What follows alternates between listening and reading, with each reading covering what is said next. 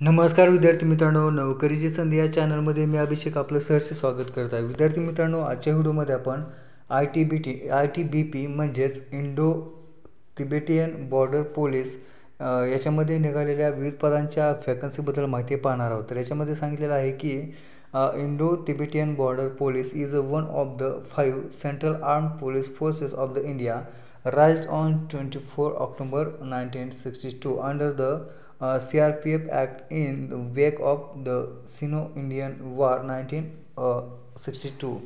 तर याच्यामध्ये बघा ITBPमध्ये वॅकन्सी निघालेल्या आहेत. त्या वॅकन्सी कोणत्या आहेत तर 819 कॉन्स्टेबल पदाच्या वॅकन्सी आहेत. याच्यामध्ये किचन सर्व्हिस. त्याच्यानंतर 128 वॅकन्सी ह्या हेड कॉन्स्टेबलच्या आहेत, ड्रेसर व्हेंटिनरी.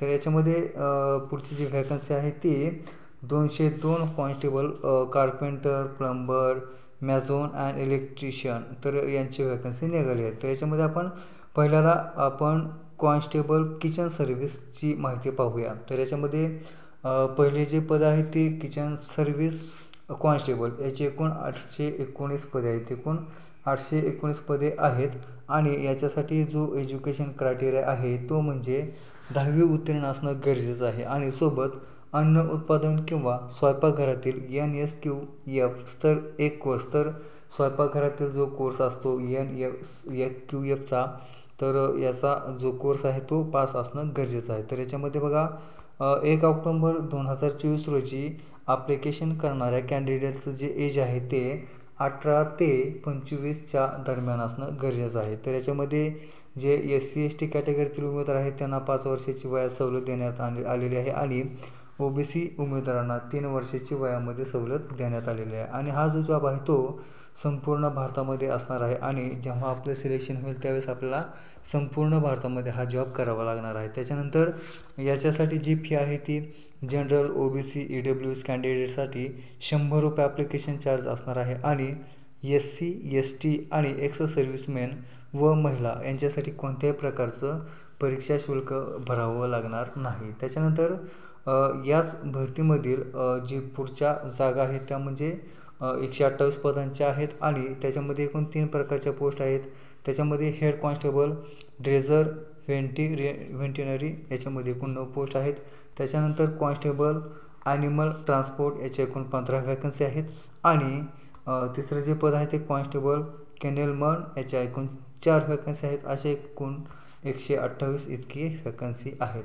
तर याच्यासाठी जो एज्युकेशन क्रायटेरिया आहे तो पहिल्या पदासाठी 12वी उत्तीर्ण असणं गरजेचं आहे आणि पॅरा व्हेटरनरी कोर्स किंवा डिप्लोमा प्रमाणपत्र उत्तीर्ण असणं गरजेचं आहे.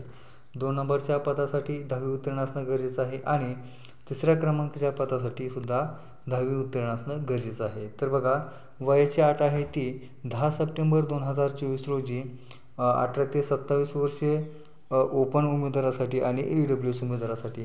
त्याचप्रमाणे पद क्रमांक 2साठी 18 ते 25 वर्षे ओपन आणि OBC ओपन आणि EWS उमेदवारासाठी.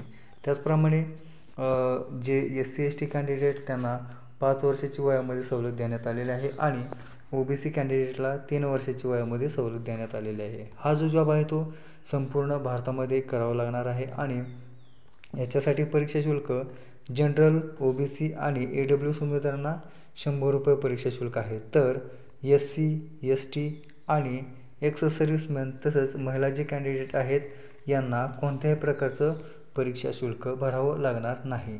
तर विद्यार्थी मित्रांनो, याच वॅकन्सीमधील जे पुढील पोस्ट आहेत त्या म्हणजे बघा पहिली जी पोस्ट आहे ते कॉन्स्टेबल कार्पेंटर आहे. तर याच्यामध्ये एकूण टोटल 202 पद आहेत तिसऱ्या वॅकन्सीमध्ये.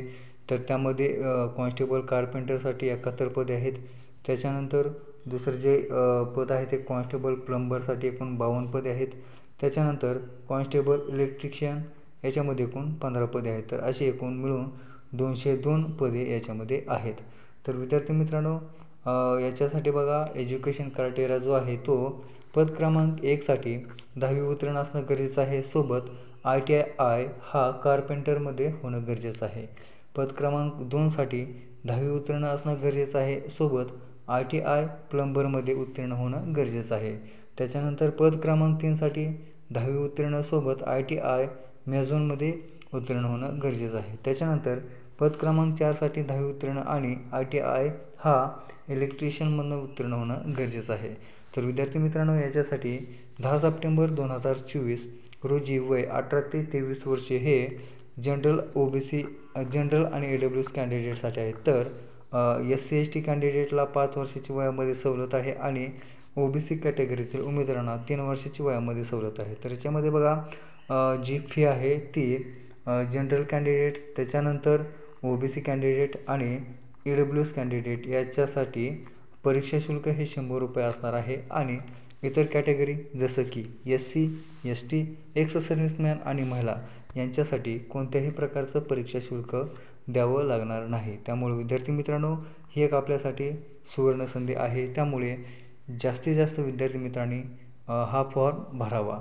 बघा, तर याच्यामध्ये जो अर्ज करण्याचा शेवटचा दिनांक आहे तो 10 सप्टेंबर 2024 हा आहे आणि परीक्षेची जी तारीख आहे ती ऑफिशियल वेबसाईटवर नंतर कळवण्यात येणार आहे. तर विद्यार्थी मित्रांनो, ही चांगली सुवर्ण संधी आहे. विद्यार्थी मित्रांनो, आपल्याला व्हिडिओ कसा वाटला हे आपल्या कमेंट बॉक्समध्ये नक्की कळवा. सोबत आपला चॅनल सबस्क्राईब करा. आपला चॅनल आपल्या जास्तीत जास्त मित्रांपर्यंत शेअर करा, जेणेकरून अशाच प्रकारचे नोकरीचे नवनवीन अपडेट त्यांना भेटत राहतील.